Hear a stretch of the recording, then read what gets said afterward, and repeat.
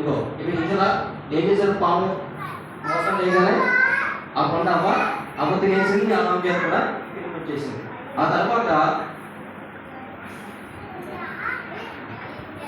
దేవుడు వచ్చాడు, వచ్చి పిలుస్తున్నాడు. ఎవరిని పిలిచాడు? ఆదాము అవ్వను పిలిచాడు దేవుడు. అయితే ఇది ఏం చేశారు? ఇక్కడ ఏముంది? వాళ్ళు చెట్టు చాటున దాక్కుంటారు. ఏం చేశారండి? ఏం చేశారు? ఎప్పుడు దాక్కున్నారంటే వాళ్ళు తప్పు చేశారు కాబట్టి దాక్కున్నారు. అర్థమైందా? మన ఎప్పుడైనా సరే అమ్మా తప్పు చేసినా ఏదైనా పాపం చేసినా మనం ఏమవుతూ ఉంటే దాక్కోవచ్చు. ఏ తప్పు చేయకూడదు. ఇప్పుడు మీరు ఎప్పుడైనా చూసారా? దొంగలు ఏం చేస్తారు? పగలంతా దాక్కుంటారు. తెలుసా? పగలంతా ఏం చేస్తారు? పగలంతా దాక్కుంటారు. రాత్రి అంటే బయటకు వస్తారు. ఎందుకని? దొంగలు కాబట్టి. సరేనా? ఏ తప్పు చేయకూడదు. తప్పు చేస్తే ఏం కావాల్సింది? ఏం కావాలి? దాక్కోవడం వస్తుంది. అర్థమైనా? మనం తప్పు చేయకూడదు. మనం ఎలా ఉండాలంటే ధైర్యంగా ఉండాలి. మనం ఎలా ఉండాలంటే చురుగ్గా ఉండాలి. అంతే తప్ప పాపం చేసి తప్పులు చేసి మనం దాక్కునే వారిగా ఉండకూడదు. ఓకేనా? సరే, దాక్కున్న తర్వాత దేవుడు పిలిచాడు. ఎవరు పిలిచాడు? ఆదాము అని పిలవగానే అప్పుడు ఆదాము అంటాడు, ఏమో తెలుసా? అయ్యా ఏసయ్యా, నీ మాట కూడా నాకు భయం ఉంది, నేను బయట రాలేకపోతున్నాను అని అడుగుతాడు. అలాంటప్పుడు అన్ని ఆదాము చెప్తాడు. ఏమో తెలుసా? ఏసయ్య చెప్తాడు, పన్నది బయటగా నేను తినద్దాను అనుకుంటున్నావా అంటే, లేదు తిన్నావా అంటే నేను తినలేదు, సర్పం అంటే తినిపించినా సర్పం దూరంటాడు. అందుకు తర్వాత సర్పాన్ని దేవుడు చెప్పించాడు. ఆ తర్వాత అవ్వను చెప్పించాడు, ఆదాము కూడా చెప్పించాడు. అప్పటి నుంచి ఈ భూమి మనం పంట అయితే కానీ ఏం చేయదు, మనకు ఫలము ఇవ్వదు. అంతకుముందు ఎలా ఉండేది చెప్పండి? గుర్తున్నా? ముందు ఎలా ఉండేది? మనం ఎత్తాల్సిన అవసరము లేదు, దున్నాల్సిన అవసరము లేదు. కష్టం ఏం చేయాలి? ఎవరు విత్తనాలు వేయాలి, నీళ్లు పెట్టాలి, భూమి దున్నాలి, పంట పండించాలి, కోసుకోవాలి, తినాలి. ఆ కష్టపడాల్సిన పరిస్థితికి వచ్చింది. అంత కష్టం ఎందుకు రావాల్సి వచ్చింది? ఎందుకు రావాల్సి వచ్చింది అంటే దేవుడి మాట వినలేదు కాబట్టి. పిల్లలు మాట గుర్తు పెట్టుకోండి. మీరు దేవుడి మాట వినలేని వారైతే మీరు జీవితంలో చాలా కష్టాలు పడతారు. మీరు దేవుడి మాట విని ఆయన మాట ప్రకారం క్రమంగా దేవుని చుట్టూ మీరు ఉంటే మీరు దేవుడి మిమ్మల్ని చాలా బాగా ఆశీర్వదిస్తారు. మంచి చదువు దేవుడు మీకు ఇస్తారు, మంచి జీవితం ప్రభు మీకు ఇస్తారు. అర్థమవుతుందా? మీరు ప్రతిరోజు ఏం చేయాలి? దేవుడి మాట వినాలి. ప్రతి వారం దేవుడి సన్నిధికి అర్థమవుతున్నా? మాట అర్థమవుతుందా? రే ఇటు అర్థమవుతుందా? సో ప్రతిరోజు మీరు ఏం చేయాలి తెలుసా?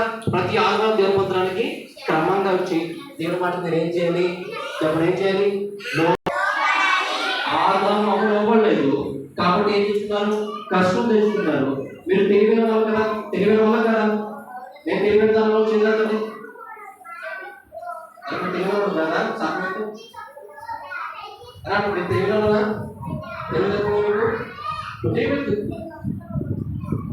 తెలివైన ఏం చేస్తారు?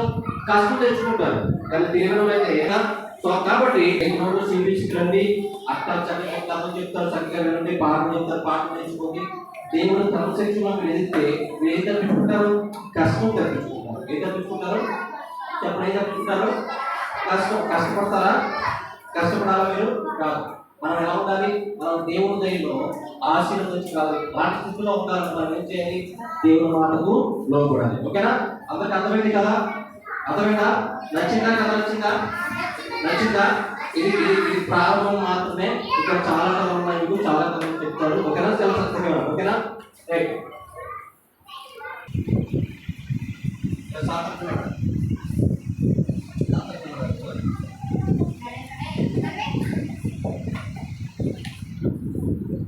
నేను చెప్తాను, నాతో పాటు చెప్తాను. ఓకేనా? మనం సార్థకమా? నేను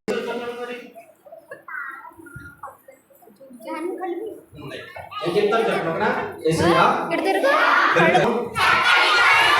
అక్క ద్వారా మాకు నేర్పించినందుకు మీకు వందనాలు. యేసయ్యా ఆదాము అవ్వ నీ మాట వినలేదు కాబట్టి కష్టాన్ని తెచ్చుకున్నారు, నీ శాపాన్ని పొందుకున్నారు. మేము నీ మాటకు లోబడి నీకు విధేయత చూపించి నీవిచ్చే గొప్ప ఆశీర్వాదాలు పొందుకోవడానికి మాకు సహాయం చేయండి. చిన్న వయసు నుంచే నీ జ్ఞానంతో ఎదగడానికి మాకు సహాయం చేయమని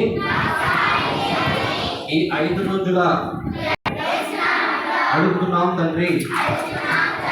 ఆమేన్. ఆమేన్.